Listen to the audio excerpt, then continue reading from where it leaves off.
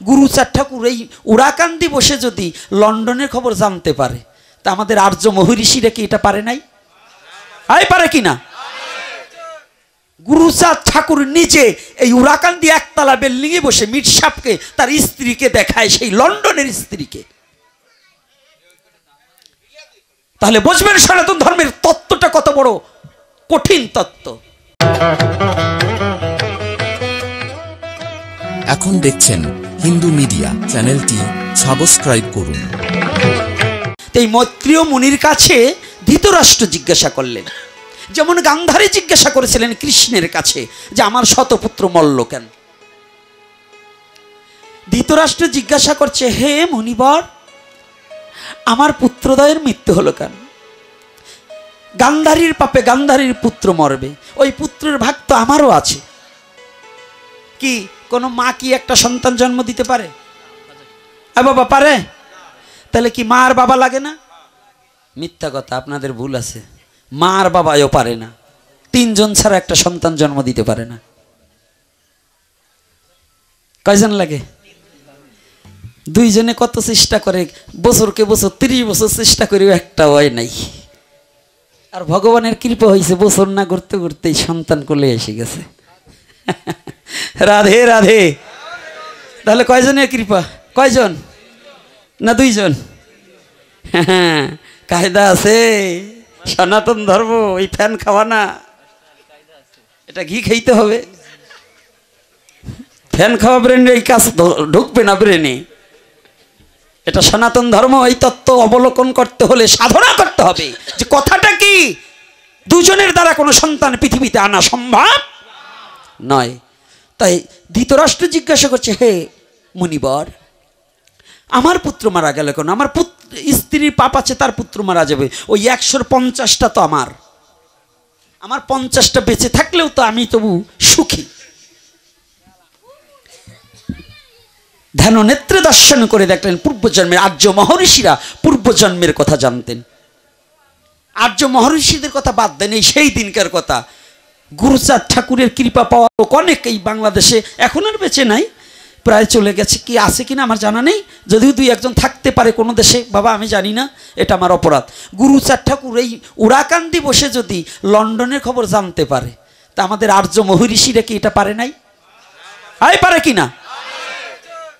গুরুচাঁদ ঠাকুর নিজে এই উড়াকান্দি একতলা বিল্ডিং এ বসে মীর সাহেবকে তার স্ত্রীকে দেখায়, সেই লন্ডনের স্ত্রীকে।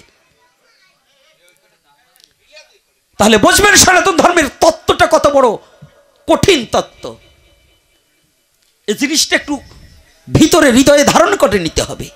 তাহলে গুরুচাঁদ ঠাকুর যদি এটা পারে, তাহলে ওটা পারবে না? তাই মৈত্রীমুনি ধ্যান করে দেখলেন রাজনের পূর্বজন্মের পাপ আছে। কি পাপ? এই যে কর্তারা ভাববেন তো শুধু একাদশী বলে এই কলির যুগেই না, সত্য যুগ হইতে প্রবাহমান একাদশী নাকি কর্তারা? তাহলে এইবার কি করেছে? রাজন বললেন, মহারাজ, শ্রী বিষ্ণু মুনিবর বললেন, মহারাজ আপনি আগের জন্মে দশমী বিদ্যাতু একাদশী করিয়াছেন, দশমী সংযুক্ত একাদশী করিলে এ জন্মে না হয় পরবর্তী জন্মে হলেও পুত্র শোক পাইতে হইবে। কথাটা কি বুঝতে পারছি? কথাটা কি বুঝতে পারছি? তাহলে কি করলেন? দশমী বিদ্যাতু এবং দশমী সংযুক্ত একাদশীকে আমাদের সনাতন গোস্বামী এবং গোপাল ভট্ট গোস্বামী একেবারে নিষিদ্ধ ঘোষণা করলেন। তো এইটা কারা? আর একটা গ্রুপ আছে যারা মহাপ্রভুকে মানে না, এখনো মহাপ্রভুকে ভগবান বলে মানে না, শক্তি উপাস্য, শক্তি মন্ত্রে দীক্ষিত, কৃষ্ণ মন্ত্রে দীক্ষাই নেয় না। স্মার্তমত যারা, তারা সেই পূর্বেরটা ধরে আছে, ওই দশমী বিদ্যাটাই করবে, কিন্তু দ্বাদশী সংযুক্ত একাদশী করে না। কিন্তু আমাদের আর্য মহর্ষিগণ নয়, আমাদের মহাজনগণ স্বরগোস্বামী হইতে শুরু করে আমাদের গৌরীয় ধারার যারা, তাহারা বললেন দশমী সংযুক্ত একাদশী বর্জন।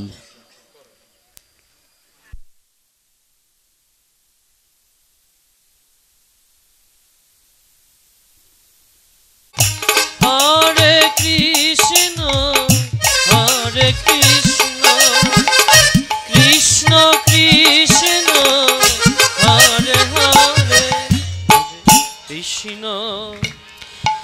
এইবার তাহলে বোঝা গেল ওখানে শেষ। এইবার সব জিনিসের সব আছে, কিন্তু অর্জুনের কোন জিনিসটার অভাব, এটা কি বললেন? ভগবান কৃষ্ণ হয়ে আজকে যে ভালো করে যাদের রূপের অহংকার, অর্থের অহংকার, ধনের অহংকার, জনের অহংকার আছে, এই কথাটা একটু ভালো করে অবলোকন করতে হবে। অর্জুনের সব আছে, একটা জিনিস নেই। সে জিনিসটা কি? কোনো ভক্তের কৃপা অর্জুনের প্রতি নাই। কার কৃপা নেই? ভক্তের কৃপা অর্জুনের প্রতি নেই। ভগবান নির্বাক হয়ে গেলেন, অর্জুন সবাইকে রক্ষা করতে পারবো, আমি যে তোমাকে রক্ষা করতে পারবো না। ভগবান চিন্তিত, একটাই কারণ, যে তোমার প্রতি কোনো ভক্তের কৃপা নেই। হঠাৎ করে অর্জুন কৃষ্ণের কাছে এসে বললেন, কৃষ্ণ আগামী দিনই তো আমাদের যুদ্ধে যেতে হবে, তোমার কাছে কি কোনো বীরের সন্ধান আছে যে আমাদের সপক্ষে এসে যুদ্ধ করে আমাদের বিপক্ষ শক্তিকে হারাবে? ভগবান কৃষ্ণ অনেক সময় চিন্তা করে বললেন, অর্জুন বীর তো একজন আছে, কিন্তু সে আসবে কিনা তা আমি জানি না। ভালো করে বুঝুন, একজন বীর আছে মৈনাক পর্বতে, কিন্তু সে আসবে কিনা তা আমি জানি না। তবে তুমি যাও, যদি তার দয়া হয় তোমার প্রতি, তাহলে তোমার কোনো টেনশন নেই। অর্জুন ছুটে চলেছে, কিন্তু অহংকার, আমি পাণ্ডুপুত্র অর্জুন, আমি ক্ষত্রিয় বংশোদ্ভব, হ্যাঁ আমার চেয়ে আবার বড় বীর কৃষ্ণ বলছে। হাঁটছে, কৃষ্ণ ডাক দিয়েছে, অর্জুন এদিকে আসো। কথা বলার সাথে রওনা দিয়েছে মৈনাক পর্বতে। একটা কথা শুনে যাবে না? বলছে কি, সাবধান, তুমি যাবে, কিন্তু আমার ওই ভক্তকে তুমি একটু দণ্ডবোধ করো, ওই বীরকে আগে দণ্ডবোধ করো, শ্রদ্ধা জানিও, সম্মান জানিও। সাবধান, যদি কোনো অশ্রদ্ধা হয়, অসম্মান হয়, তাহলে কিন্তু ওই বীর আসবে না। চলেছে মৈনাক পর্বতে, অর্জুন ঘুরে ঘুরে কোথাও কোনো বীরের সন্ধান পাচ্ছে না, কোনো ব্যক্তিকে দেখছে না। অর্জুন মনে মনে চিন্তা করছে, কৃষ্ণ আমাকে শুধু শুধু অযথা পাঠালেন কেন? কোনো বীর নেই, কোনো কেউ নেই, এখানে কোনো জনমানব নেই, পাঠালেন কেন? হঠাৎ করে অর্জুন একটা শব্দ শুনতে পাচ্ছে, কোনো ব্যক্তিকে দেখতে পাচ্ছে না, কিন্তু শব্দে ওই শব্দ ধরে সম্মুখে এগিয়েছে, দেখতে পায় সর্বঙ্গ মাটিতে ঢেকে গেছে, শুধু মুখের কাছে একটু ফাঁকা আছে, বরফ পড়ে গিয়েছে। শুধু ওই ঢিপির মধ্য থেকে, ওই ঢাকার মধ্য থেকে একটু বদন দিয়ে শুধু একটু নাম বেরোচ্ছে, জয় শ্রীরাম, জয় শ্রীরাম, জয় শ্রীরাম। শব্দ শুনে অর্জুন বুঝতে পারলেন, ইহার কাছে তো আর কেউ নাই, এই রাম নাম বলছে কি? দণ্ডবোধ করছে, দণ্ডবোধ হই তব চরণে বীর মহাশয়। হনুমান এতকাল বসে সাধনা করছে, কিন্তু কাউকে পাইনি। বলছে, কে গো, কে এসেছো? এতদিন আমি নিরজনে বসে বসে একটু রাম নাম করছি, কেউ কোনোদিন আসেনি, আজকে এমন বান্ধব হয়ে আমাকে দেখার জন্য কে এসেছো গো?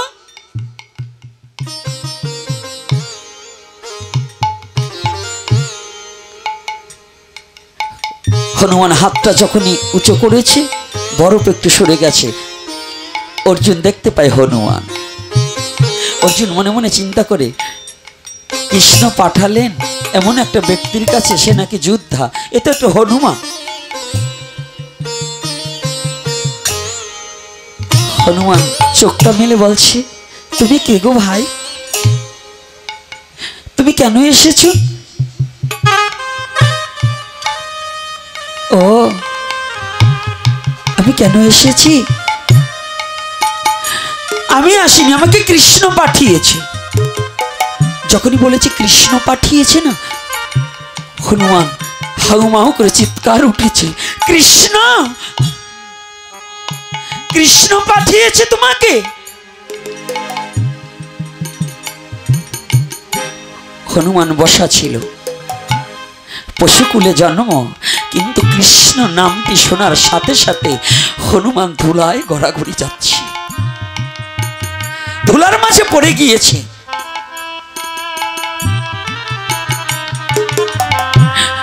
অর্জুন নামও জান না, বলছে আমার নাম অর্জুন। ও তুমি অর্জুন? কে? কোন অর্জুন? আমি কৃষ্ণ শাখা অর্জুন। ও কৃষ্ণ শাখা অর্জুন, তুমি কৃষ্ণের শাখা? হনুমান গড়াগড়ি যাচ্ছে।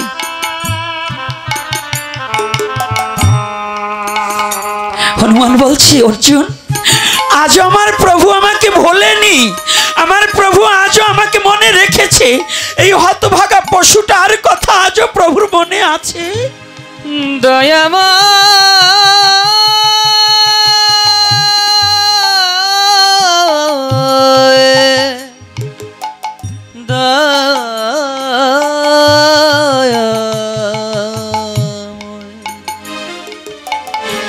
আজও আমাকে ভোলেনি। জানো অর্জুন, আমি এতদিন ভেবেছিলাম এই হতভাগা দাসের কথা প্রভুর বুঝি আর মনে নেই।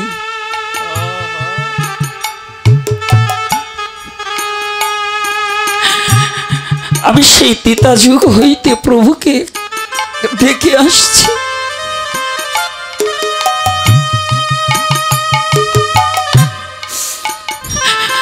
আমি এতদিন শুধু ভেবেছিলাম প্রভু বোধহয় আমাকে ভুলে গিয়েছে, আর ভুলে যাবেই তো। আমি তো প্রাণ ভরে হৃদয় খুলে প্রভুকে কোনোদিন ডাকতে পারিনি।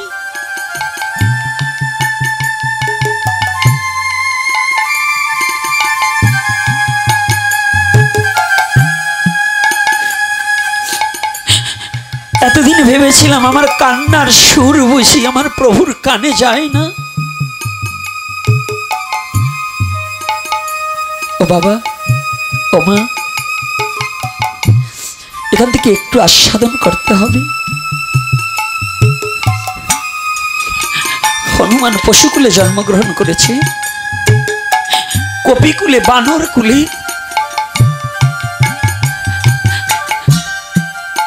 সেই হনুমান প্রভুকে তিতাযুগ হইতে ডাকছে।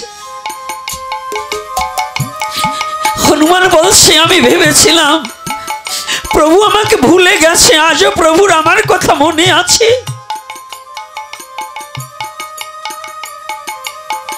আমাকে প্রভু ভুলে যায়নি।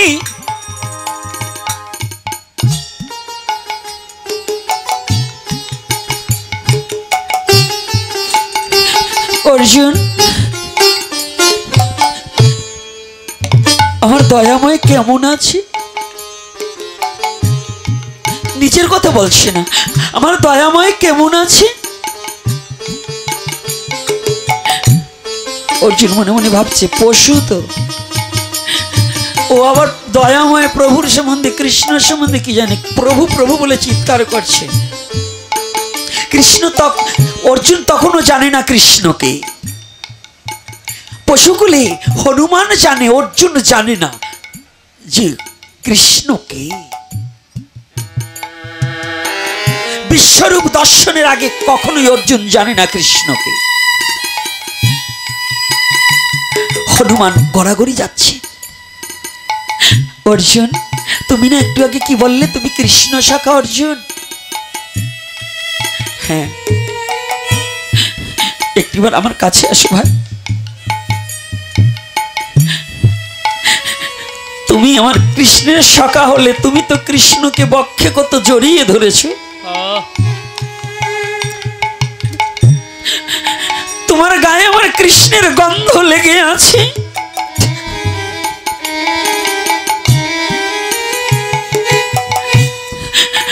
তুমি কত কৃষ্ণের সঙ্গ করেছো। আজ আমি অনেক দিন হয় প্রভুর চরণ ছাড়া, প্রভুর চরণ থেকে বিচ্ছিন্ন হয়ে আছি। প্রভু গো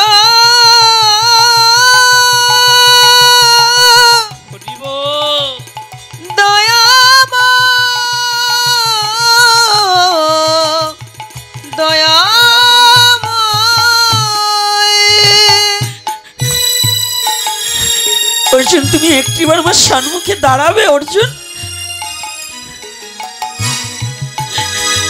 দাঁড়িয়েছে অর্জুন।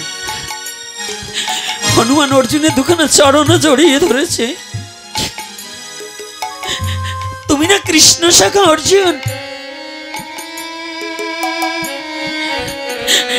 তোমার অঙ্গে তো কৃষ্ণ গন্ধ লেগে আছে।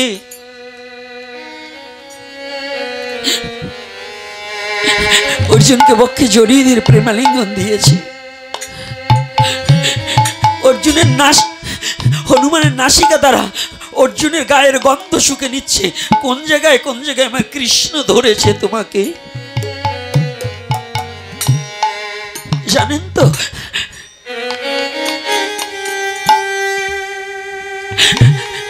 লঙ্কা বিজয় হয়ে যেদিন ভগবান রামচন্দ্র অযোধ্যা নগরে রাজ সিংহাসনে বসেছিল, দানের দুয়ার খুলে দিয়েছিল, সবাইকে সবকিছু দিয়েছিল, এই হনুমানকে একটা মতির মালা দিয়েছিল, মুক্তার মালা। মা সীতা দিয়েছিল। দেওয়ার পরে চুপটি করে বসে হনুমান ওই দাঁত দিয়ে কেটে কেটে এক একটা মুক্তা করে ছিঁড়ে ছিঁড়ে ফেলে দিয়েছিল। লক্ষণ রাগ হয়ে মনে মনে ভাবছে, বানর জাতি তো মুক্তার মালার কখনো কদর বোঝে না, বাদরের গলায় কি মুক্তার শোভা পায়? ভগবান রামচন্দ্র বুঝতে পারলেন অর্জুন ক্ষিপ্ত হয়েছে, বিষ্ণু লক্ষণ ক্ষিপ্ত হয়েছে। লক্ষণ ভক্ত হনুমানকে প্রকাশ করার জন্য রাম জিজ্ঞাসা করেছিলেন, রাম তোমার মা এত আদর, রাম জিজ্ঞাসা করলেন, হনুমান তোমার মা এত আদর করে তোমাকে মুক্তার মালা দিলে তুমি ছিঁড়ে ফেললে কেন?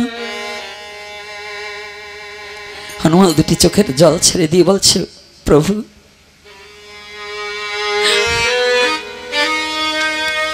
আমার জীবনে যেদিন হতে আপনার চরণ পেয়েছি সেদিন হতে আমি রাম নাম ছাড়া আর কিছু জানি না।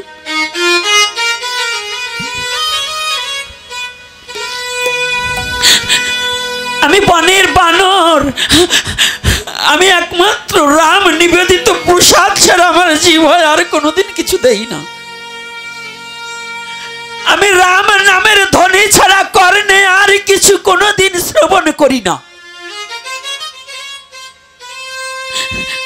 মাঝি আমাকে মুক্তার মালা দিয়েছে, আমি প্রথম ভেবেছিলাম এই মালার মধ্যে বুঝি আমার প্রভু রামচন্দ্রের নাম লেখা আছে।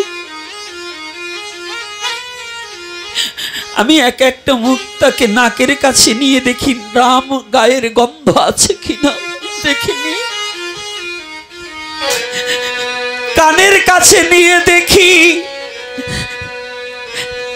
যে এই মুক্তা একবার রাম নাম বলে কিনা। আমি যে ভয় দিয়ে চিবিয়ে দেখলাম এটা রাম নিবেদিত প্রসাদ কিনা।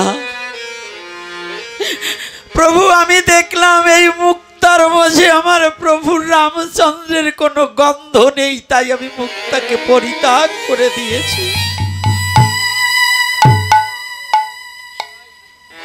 যেখানে আমার রাম নাম নেই সেখানে আমি থাকি না। সেই হনুমান অর্জুনকে বলছি, অর্জুন একটু দাঁড়াও, আমি তোমাকে আর একটা প্রণাম করি। আমি তখন চলতে পারি না,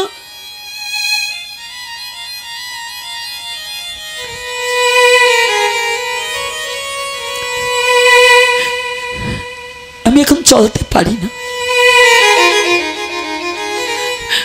একটা পশু সে বলছে আমি চলতে পারি না, আর আমরা মানুষ হয়ে হেঁটে চলে বেরিয়েও কখনো সাধু সঙ্গে বৈষ্ণব সঙ্গে হরি কথায় যেতে চাই না। আরে জীবন, আমি মানুষ হয়ে ভগবানের কথা অমৃত আস্বাদন করছি না, ওরে মানুষ জীবন। হনুমান বলছি, অর্জুন আগে যে প্রণামটা দিয়েছিলাম তুমি আমার কৃষ্ণের ভক্ত বিধায়, সখা বিধায় তোমাকে প্রণাম করছি। অর্জুন এইবার তোমার কাছে একটা প্রণাম দিচ্ছি, কেন জানো?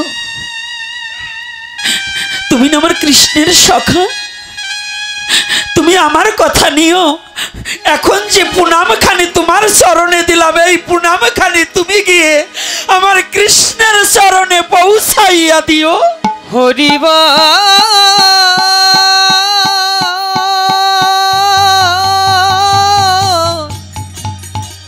হরি হরি বল হরি বল। আমি এতদিন ভুগেছিলাম, প্রভু আমাকে ভুলে গেছে। কারণ কি জানো অর্জুন, আমি কোনোদিন তাকে একটু ভালোবেসে ডাকতে পারিনি। ওরে তারে আমি ডাকার মতো ডাকি নাই রে। একদিন ডাকার মতো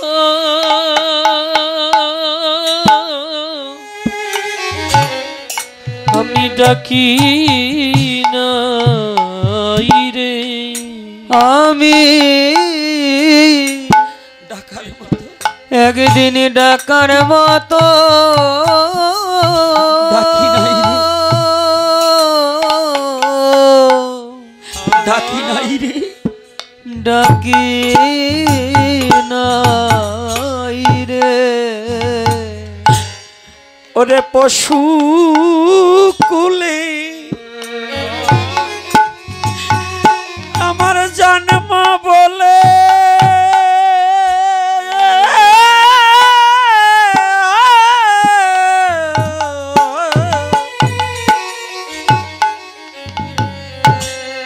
আমি একদিন ডাকার মতো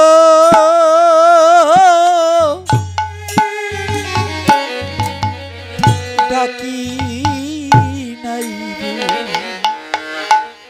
আমার পশু কুলে জয় নিতাই গৌর হরিব। জনম বলে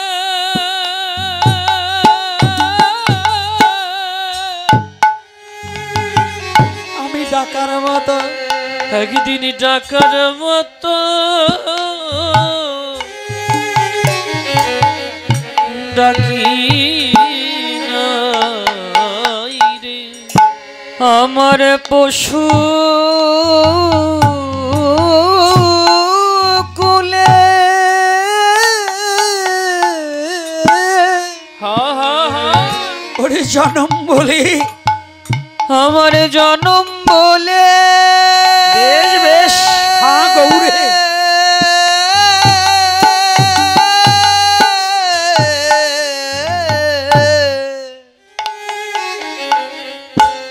আমি তারে ডাকার মতো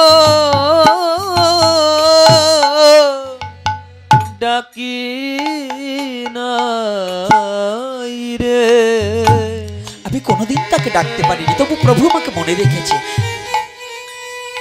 অর্জুন ভাবছে এত সময় নষ্ট করে লাভ কি, এত সময় নষ্ট করছে কেন? আরে ভক্তি।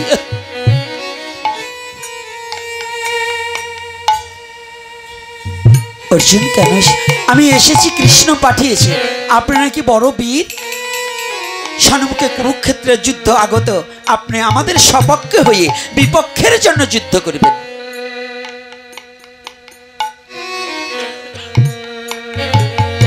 আচ্ছা অর্জুন বলো, ওই যুদ্ধে কারা কারা যুদ্ধ করবে? হনুমান বলছে কারা কারা যুদ্ধ করবে? বলছে আমার গুরু দ্রোণাচার্য আমার বিপক্ষে, বিশ্ব মহামহিষ সে বিপক্ষে, অন্যান্য মহারথী অমক অমক বিপক্ষে। ও তাই? হ্যাঁ। না না না, যে যুদ্ধে সমকক্ষ বীর না থাকে সেই যুদ্ধে যে কোনো আনন্দ হয় না যুদ্ধ করে। আমি আমার সমকক্ষ ওই বীর একজনও কুরুক্ষেত্রের যুদ্ধে নেই। শুনছেন? এই বললে রাগ না চাইতে পারে।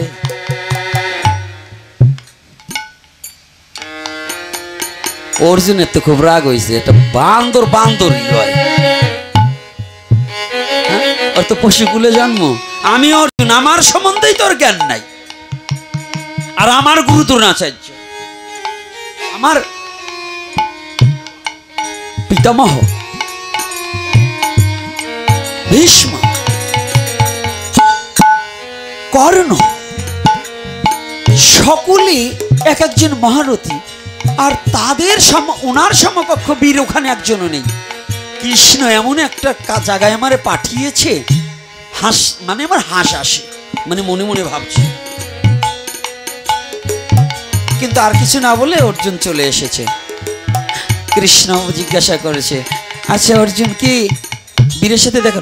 হ্যাঁ, তুমি পাঠিয়েছো এমন একজনের কাছে, সে বলছে যে এই কুরুক্ষেত্রে নাকি তার সমকক্ষ কোনো বীরই নেই। সমকক্ষ কোনো বীর নেই। কি বীর নেই? কৃষ্ণ বলছে, অর্জুন তুমি জানো না আমার ভক্ত যেটা বলেছে সত্য বলেছে। সত্যি এই কুরুক্ষেত্রের রণাঙ্গনে আমার ভক্তের সমকক্ষ বীর একজনও নেই। তাই তোমার মানে তুমি আবার যাও কেন? যে বলো যে ভক্ত আপনার সমকক্ষ কোনো বীর যদি না থাকে তাহলে আমি কি করতে পারি? অর্জুন আবার গিয়েছে, প্রণাম করেছে। কি অর্জুন আবার বলছে, বলুন বীর, আমার এই যুদ্ধে আপনার সমকক্ষ কোনো বীর নেই, আমি এবার যুদ্ধে কি করতে পারি? হনুমান কত সময় থেকে থেকে এই বাম পাশের দিকে ওনার এই উড়ুর মানে পিছনের এক গোছা লোম উঠে অর্জুনের হাতে দেশে নিয়ে যাও। যখন হাতে দেশে অর্জুন মানে বাও হাত দিয়ে ধরছে, ডাইনের দেও ধরে নেই, বানরের লোম। কথাটা বোঝেন নাই? আমাদের মধ্যে কিছু শিক্ষিত গাদা আছে, ওরা ভাবে আমরা যা শাস্ত্র জানি আর কেউ জানেন। একজন ভক্ত যদি আলোচনা করে, কেউ কবে যায়নি থুইছি, কি এরকম আছে কি নাই? আমিও জানি, ও কি বলবে, আমি পড়িয়ে থুইছি। মানে উনি এমন জানো আর ইয়ে বসে রয়েছে, ভক্তির লেশ মাত্র নাই। অর্জুন কৃষ্ণের কাছে থাকলে কি হবে? ওর তো ভক্তি নাই, এজন্য ভক্তের তত্ত্ব অবগত নেই। ভক্তকে চিনতে হলে নিজের ভক্ত হতে হবে। দেখুন ভক্ত কিভাবে, এই যে 1000 লোক আসছেন না, এখানে কত ভক্ত জানেন? এমনও ব্যক্তি আছে দূরে দাঁড়িয়ে আছে, কিন্তু সে তার গুরু গোবিন্দকে স্মরণ করে দুটি চোখের জলে ভেসে যাচ্ছে। আবার এমনও ব্যক্তি আছে এখানে বসে আছে, হাসছে, লোকের সাথে কথা বলছে, কারণ ওর মনটাই হরি কথার মধ্যে ডুবিয়ে দেয়। তো তদ্রূপ অর্জুন ভগবানের কাছে থাকলে কি হবে? অর্জুনের মধ্যে ভক্তি রাজ্যটা হারিয়ে গেছে, নাই তা বলবো না, একটু হারিয়ে গেছে, আবার ফিরে গেলেই হবে। যেমন আমাদের মধ্যে গ্রামের লোকে যদি একজন ভালো ভক্ত, একটা ছেলে অল্প বয়স মনে করেন, এই আমার জয় যদি পাঠ করতে বসে, ওর গ্রামের লোক বলবে কিরা পাঠ করে? জয়। হ্যাঁ, ও কি বলবে, ও তো সেই দিনকে ছেলে, ওর বাবারও আমি চিনি, এরকম বলে না? হ্যাঁ, কিন্তু ওর বাবার চেনো, আর এত চেনো না, কারণ বাবার যা ছেলের তার চেয়ে বেশি। নন্দ মহারাজকে চেনছে কার জন্য? কৃষ্ণের জন্য। তো বাবাকে চেনে কার জন্য? ছেলের জন্য। তাহলে বাবার চেয়ে ছেলে বড় না বাবা বড়? আয় পণ্ডিত কথা বললো, বাবা বড় না ছেলে বড়? আয় বড় কে? মা বড় না ছেলে বড়? তুমি মা হইতে কোথার দিয়ে? যদি ছেলেই না হইতে, কি বাবা, যদি ছেলেই না হইতে বাবা হতে পারবে? তাহলে কে বড়? গুরু বড় না শিষ্য বড়? কারণ শিষ্য বড়। যদি শিষ্যই না হতে তো তুমি গুরু হইতে কি করে? তাহলে বড় কোন কে? হ্যাঁ, ছোটটাই আগে বড় হয়। রাধে রাধে। এই জন্য ছোট বলে কাউকে অবহেলা করা যাবে না। একজন বাচ্চার কাছ থেকে হরিকথা সাধন করে ভক্তির পথে এগোনো, এটাই মানব জীবনের পরিপূর্ণতা। একজন বালকের কাছে হরিকথা সাধন করতে হয়। গোপাল গুরুর কাছে মহাপ্রভু হরিকথা শোনেনি, হ্যাঁ, তাকে গুরু হিসেবে মেনে নেয়নি। এজন্য ছোটকে বড়কে এটা দেখার প্রয়োজন না, আগে দেখতে হবে তার ভক্তি আছে কিনা, সে হরি কথা বলে কিনা, সে কি তার মানে নিজেকে প্রকাশ করে কিনা। নিজেকে প্রকাশের কিছু নয়, সে ভগবানকে প্রচার করবে। নিজের স্বধর্মকে রক্ষা করার জন্য যিনি বিশ্বজগতে এগিয়ে আসবে, সে ছোট হলেও আমার কাছে প্রণাম মহম। তাই আজকে অর্জুন তো বুঝতে পারেনি ওখানে কি অর্জুন ওই বাও হাত দিয়ে লোমটা ধরিয়ে বলে আবার যদি কৃষ্ণ চায় তো আমি কি দেবানি কি আমাদের মধ্যে আছে কি না ওই আমি একজনকে দেখছি গুরুদেব বাড়ি গেছে এখন ওই আমাদের তো এখন আবার ডিজিটাল যুগ তো মাখা প্রসাদ খাইতে চায় না তাই গুরুদেব প্রসাদ মাখছে এখন সব শিষ্যরা নিয়েছে কিন্তু ওই কর্তা নি পারছে না মোড়ামুড়ি করে গুরুদেব ডাক দিয়েছে বাবা আয় আয় এখন গেছে এখন প্রসাদ নিয়েছে হাত পাইতে নিয়েছে কয় বাবা খা কয় বাবা খাবা না আমি বাইরে যেয়ে খাই ওই বাইরে যেয়ে আসতে দেরি ফেলে দিছে এরকম আছে কি না ওই মালের কপালে জীবনে কোনোদিন ভক্তি প্রেম আর মুক্তি এটা ঘটবে না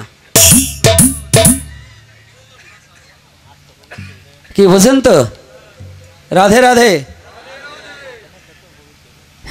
ওই যে আর এক পণ্ডিত দেখেন না বেকা পণ্ডিত এই যে এই গুণেই তো নষ্ট করে সমাজ কয় আতেনে হাত পবিত্র হয়ে গেছে ওইটা থাবরানের জন্য পবিত্র হয়েছে তোমাকে মতো পণ্ডিত কো ঠিক ঠিক দেয়া উচিত হ্যাঁ হ্যাঁ এই জন্য বললাম হ্যাঁ তাই এইবার দেখুন কায়দা মতো আরে মাঝে মাঝে আবার ভাইবেন না আপনাকে সাইডই যাবানে ওই জায়গা মতোই যাবানে তো এইবার দেখুন অর্জুন তো ওইরকম বলতেছে তো অর্জুন বাওয়ারদের তৈরি মানে ঘৃণায় ঘৃণায় নিয়ে গেছে কি ঘৃণা করে না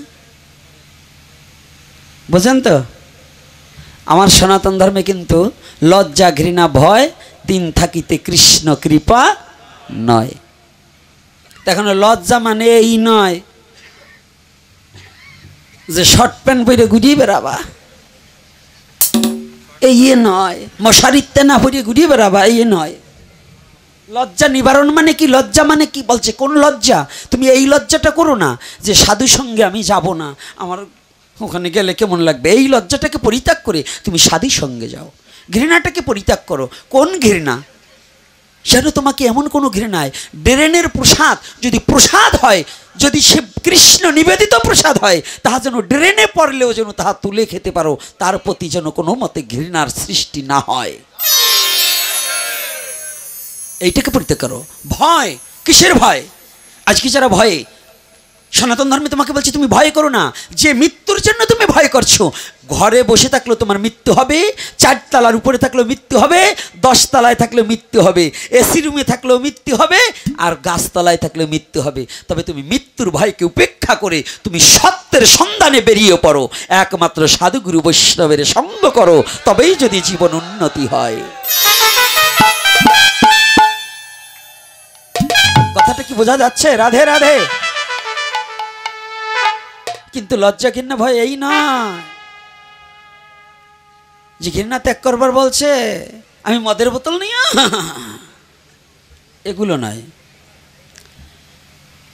লজ্জা পরিত্যাগ করবার বলছে বলে তুমি একেবারে অর্ধনগ্ন হয়ে বাজার ঘাটে যাবার জন্য নয় কি রাগ করছেন নাকি আমার কথায় তা কি আপনারা ভয় পান নাকি নাকি মৌন থাকা মানে কি আপনারাও কি ওই দলে যাবার চান নাকি যাবার না চাইলে প্রতিবাদী হতে হবে সনাতন ধর্ম কি অন্যায়ের বিরুদ্ধে ক্ষত্রিয়র ধর্ম সনাতন ধর্মে ক্ষত্রিয়র জন্ম হয়েছে কেন অন্যায়ের প্রতিবাদ করার জন্য রাধে রাধে আমরা অন্যায়কে কখনো আশ্রয় দেব এখন তো না কইলে শীত ইয়ে পারবানে হনে এসে একজন দমক দিলে একজনের ভয়তেই মুইতে দেবানে হ্যাঁ আজকে 12টা বাজাই দিয়ে যাব গরির 12টা বাজবে না আজকে তোকে 12টা বাজাই দিয়ে যাব তাহলে কি একজন এসে ভেসকি দিল সে অন্যায় ভেসকি দিল না ন্যায় ভেসকি দিল এইটার বিরুদ্ধে রুখে দাঁড়াতে হবে না একই হবে কি না তাহলে এইটা কি একা একা পারবা সঙ্গবদ্ধ হতে হবে সঙ্গবদ্ধ হয়ে নিজের স্বধর্মকে ভালোবেসে আমার ধর্মকে হেয়পূর্ণ করার জন্য যদি কোনো রাজা আসে তার বিরুদ্ধে লাঠি নিয়ে দাঁড়িয়ে যাও যার যা আছে তাই নিয়ে দাঁড়িয়ে যাও কারণ আমার স্বধর্ম আমি নিঃস্বাধীনভাবে প্রতিপালন করব আমার ধর্মকে বাধা দেওয়ার মতো যোগ্যতা এই পৃথিবীর কারণে আমি যদি অন্যায় করি সেজন্য আমার শাস্তি ভোগ করতে হবে যে অন্যায় করবে তার শাস্তি ভোগ করা বাধ্যতামূলক আর কোনো ধর্মকেই কেউ বাধা দেওয়া ধর্ম নয় এইবার কি হচ্ছে না বলে পারছি না। ওরা আবার এই যে খোঁচাখুচি লাগাই দিছে, কই 12টা বাজি গেছে। 12টা কি বাঁচাই দেবো? আস্তে। এইবার কি করছে অর্জুন, যখন বাহাত দিয়ে নিয়ে এসেছে, কৃষ্ণ জিজ্ঞাসা করছে, কি হে অর্জুন, খবর কি? কৃষ্ণ, তুমি যার কাছে পাঠাইছো আসলে বানর। বলছে কেন? কয়ে আমি যখন যে জিজ্ঞাসা করছি আমার করণীয় কি, এই বাম উড়ু থেকে পিছন থেকে এক গোছা লোম উঠিয়ে যে আমার হাতে দিয়েছে, নাও। অর্জুন, ঔষধ যে আনছো এটা খেতে হবে কিভাবে, এইটা কি শুনছো? না। কবিরাজের কাছে গেছো কেন? এই যে সনাতনীরা আজকে একটা বিশাল তত্ত্ব পাবে, অনেকে জানে না, সেইটা আজকে উদ্ঘাটন করে দিয়ে যাব। অনেকে জানে না, আমাদের যুব সমাজ অনেকেই জানে না। কারণ কি? এই কারণটা আজকে থেকে জানতে পারবে, এই জন্য বলছি। কৃষ্ণ বলছে, তুমি যে নিয়ে আসলা, তো এইটা কি করবা, এইটা যাই নিয়ে আসবা না? অর্জুন মনে মনে চিন্তা করে, কৃষ্ণর কাছে না জিজ্ঞাসা করাই ভালো ছিল। জিজ্ঞাসা করি এখন খালি বারে বারে আমার এত কষ্ট সয়। এই যে আমাদের মধ্যে কিছু যুবক পোলাপান আছে, তারা জুত পাইছো নাকি? তাই কিছু যুবক পোলাপান আছে, যদি সাধু সঙ্গের কথা বলে না, আমি কয়েকটা জিনিস লক্ষ্য করছি। এই সাধু সঙ্গের কথা বললে পরে যদি একটু কাজে ধরে না, ওরা কতভাবে ফাঁকি দেবে, ওই জায়গা যাবার চায় না। কষ্ট হয়ে গেছে, আমুক হয়েছে তমুক হয়েছে, এই জন্য যত এড়াইয়ে চলতে পারে। তাই অর্জুনও ভাবতেছে আমি না জিজ্ঞাসা করাই ভালো ছিল। তবু যখন এখন জিজ্ঞাসা করছি তাই যাই, আবার গেছে। বীরবর, আপনি যে বস্তু দিয়েছেন এইটা কি করব, আর এইটার গুণ কি? কি বাবা, ওষুধ দিছে, প্যারাসিটামলে কি কি রোগ সারবে, এইটা হবে না? এখন যদি আমি আমার ওই জ্বর, যদি এখন ওই বাতের ব্যথার ওষুধ দেয়, জ্বর সারবে? তো এখন এই ওষুধের গুণ কি জানতে হবে না?